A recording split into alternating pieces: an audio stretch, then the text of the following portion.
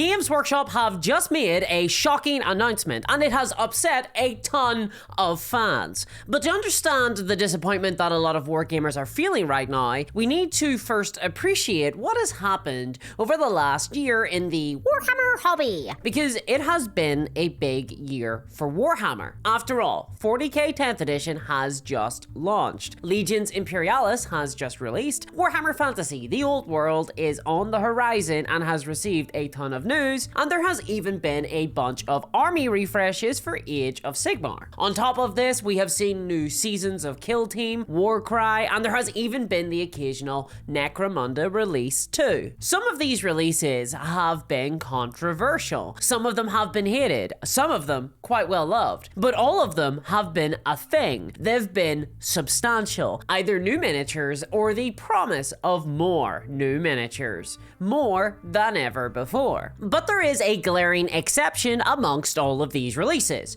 No, not you, Blood Bowl. I'm talking about the red-headed stepchild within the Games Workshop line. The one game in the Warhammer hobby that isn't like any other. I am, of course, talking about Games Workshop's best game, their hidden gem. I am talking about Lord of the Rings. Yes, the Middle-earth strategy battle game, or Mizbig, or as I'm going to call it, the Lord of the Rings game. You see, there's been a lot of drama surrounding this game recently, because the news that it has received has been pretty grim. But before we talk about this pretty grim reveal, I need to impress upon you why you should care, because I know that most people don't play or haven't played the Middle-earth strategy battle game, which is wild because it used to be Games Workshop's most popular game by a long shot, pretty much single-handedly keeping the entire company afloat for a long time, and okay, admittedly almost sinking the company when the Lord of the Rings mania in the 2000s died. Fun fact, it wasn't just Frodo's ring that drove so many men mad, it was also the war game. In fact, the game was so popular that there was even a series of tie-in movies created starring none other than Sean Bean. Crazy, right? How did they achieve that CGI? Also, Christopher Lee wandered on the set one day, and they recorded it without his knowledge. But it wasn't just because of the success of the tie-in media that made this game so popular. It did earn that popularity, because even today, like 20 years on, the Lord of the Rings war game still reigns as the best game in the GW roster. And that's partly because it's so different from any other Warhammer game. It's a genuine breath of fresh air. The air doesn't smell so foul down here.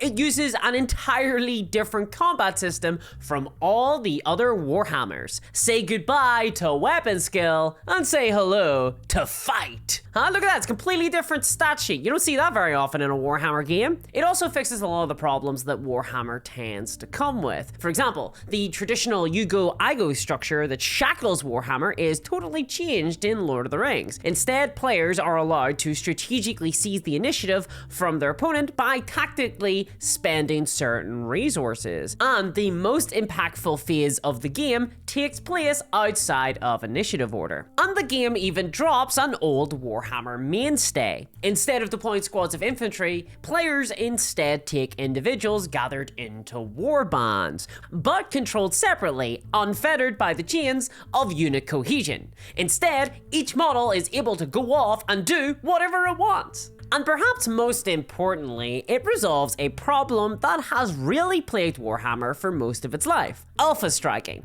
Ah yes, my old friend, alpha striking. Is there anything more fun than rolling initiative in Warhammer 40k, losing that roll, and then having half your force blasted off the table by the opponent without any way to stop it? Well, yes, it's called waterboarding, but for those who would prefer to actually play a game with the models they've painted, Lord of the Rings instead simply limits players on how many ranged weapons they can bring in a list, minimizing the risk of alpha striking. But also, it goes even further, because each clash between models when they reach each other in melee combat are individual fights. Instead of simply rolling a die by yourself and seeing if you hit some arbitrary number, instead melee is settled by a roll-off between the players, each player rolling a die simultaneously to see who can roll higher. This means that the game is constantly interactive. Rolls matter, and the pacing is great because you're always engaged by the game. And the system is structured so that better fighters win on a tie, which happens a lot more often than you'd think. But there's another layer to this, because hero units are even allowed to spend special hero points that allows them to increase their roll beyond what is possible with a D6. This allows them to feel unique and extremely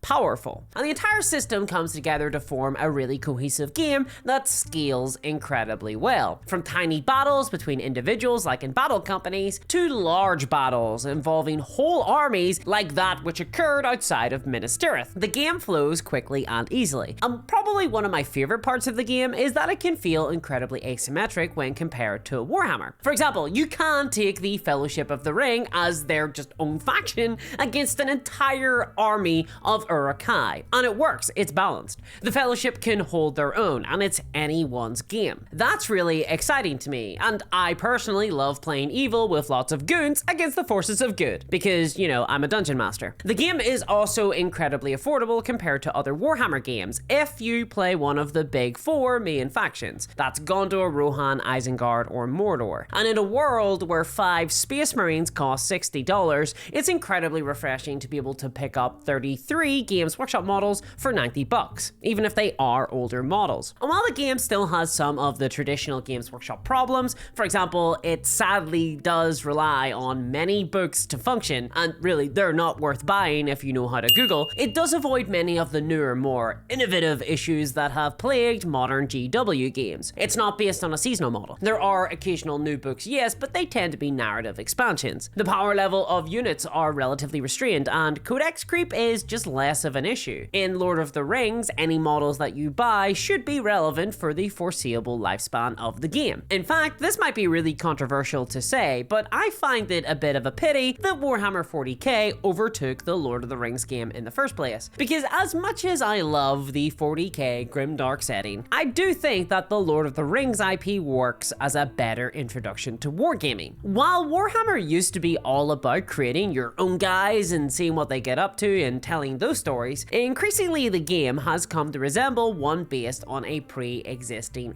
IP, because it allows Games Workshop to sell tie-in media more effectively. We just don't care about the captains of our own army anymore. Instead, most players care and talk about the exploits of Bobby Gulliman and the various named characters of the setting. Warhammer 40k is growing to become an IP game like the Batman Minis game, Marvel Crisis Protocol, or Star Wars Legion. And if you're going to do that, if you're going to shackle a war game with an IP, I would contend that Lord of the Rings is just a better setting, with more interesting, compelling characters, and ultimately a better story and thesis. I mean, the lessons learned in Lord of the Rings are invaluable. The strength of friendship, the need to stand up against evil deeds, and of course, the timeless lesson of the necessity of using ghosts to stop giant eyes from seeing you when you put your finger in someone else's ring. A lesson that's very important in the modern day, considering that you are being watched right now on the internet by your ISP, by the government, by advertisers, all of them tracking your history. And the best way to fight this is to use a VPN like CyberGhost. CyberGhost are the best VPN out there for privacy, and they will protect your data from all sorts of malicious actors by hiding your location and encrypting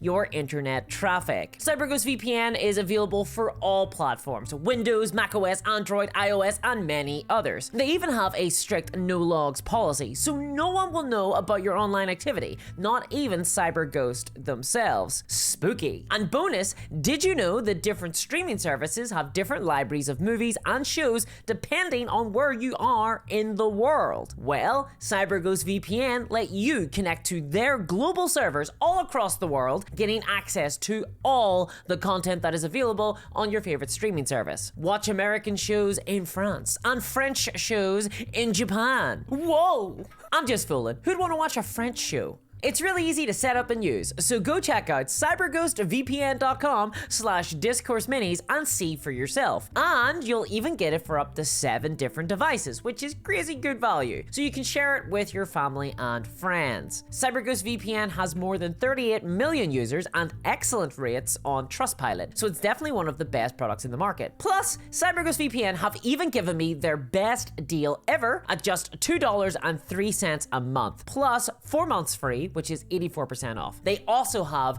a 45 days money back guarantee, so everything is totally risk-free. So help support the channel, go check them out, and thank you for sponsoring today's video, CyberGhost. Now, I release you from your oath. Now, with all that said, you would expect that such a great game with amazing mechanics and such a massive, timeless IP would be held in high esteem by Games Workshop. But the latest news for the Lord of the Rings wargaming community has been particularly grim. See, in a world where Space Marines have just gotten new versions of the same unit twice, and Bretonia are receiving an army refresh, and even the niche car rule set for the niche game Necromunda has gotten a brand new niche sculpt for a niche faction, which is all pretty niche. The only thing that Lord of the Rings has received for months is this brand new reveal. This is the Army of the Dead. These are new plastic kits according to Warhammer community, but they will probably look pretty familiar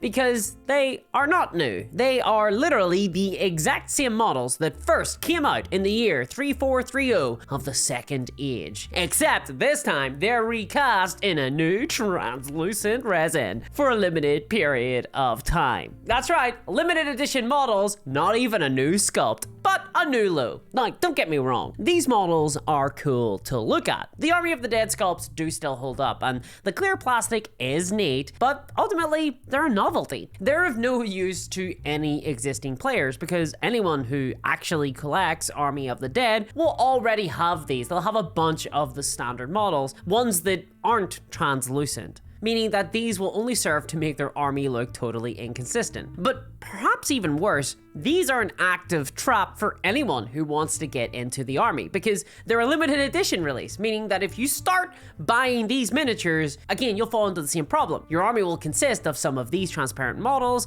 and then the rest will look solid. Again, an inconsistent army.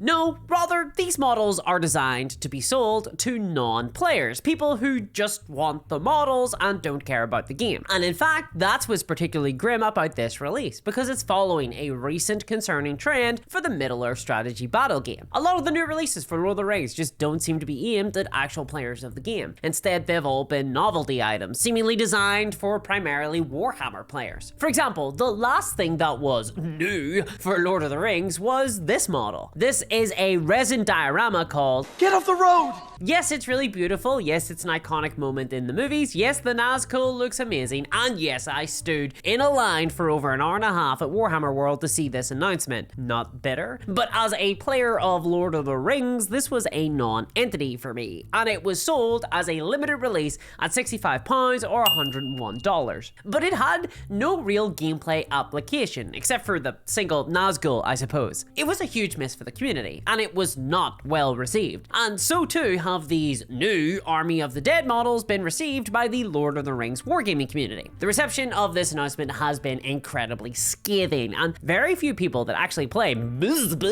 are actually excited for these models. This might sound bitter or negative, that's because it is, but the Lord of the Rings community are desperate for new kits, and the game could really use them because there's a lot of older models that just don't hold up as well, and there's plenty of armies that could use more support, and it really wouldn't take much. Just some new mainline infantry sculpts sold in a hard plastic kit. And we know that Games Workshop can do that. It's sort of the only thing they can do. But things are so desperate in the Lord of the Rings community that many folk are just happy when older, previously discontinued models get a limited, expensive re-release from Games Workshop in metal, never mind holding out hope for new models and content. And personally, while I like a lot of the older models, particularly the prices, even I must admit that, yeah, okay, the Warriors of the Last Alliance could probably use an update, but perhaps even worse than the older kits is the fact that there are entire factions in the game that are stuck relying on extreme extremely expensive resin models for their basic troops. These are far too expensive to buy for the casual wargamer, and they represent a massive barrier to entry if you don't just want to buy into Gondor, Rohan, Mordor, or Isengard. Yet we're getting this new release rather than new hard plastic models, and it's hard not to see this as further evidence that Games Workshop is simply squatting on the Lord of the Rings IP, jealously guarding it like it's their precious, but doing nothing at all with the line beyond a few novelty items, a Ringwraith diorama, and an expensive repackaged terrain set that we've already seen before, and appears to be the only thing arriving for the game in all of 2024. And Games Workshop have seemingly just abandoned their best game, dropped it off at Mount Doom, and flown away on an eagle. But an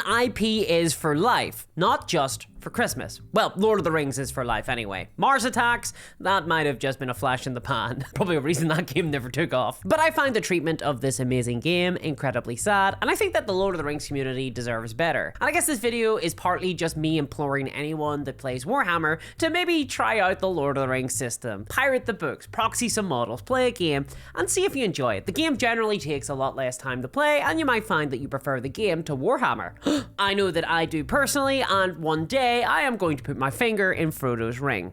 But it is not this day. And if you want to catch my review of the latest Warhammer models, check it out here. And check out my Patreon if you want to help support my channel. Big thanks to all my patrons, especially CryptoKev, Novani, and Travis Hunter. Thank you so much, guys. I'll catch y'all next time. Bye-bye! Oh, and don't forget to click on the description link to get the special discount CyberGhost VPN is granting for our channel. This application will protect your data while you browse and give you full access to all blocked content on the internet for only $2.03 a month. It's totally risk-free. Go check it out. Link in the description below.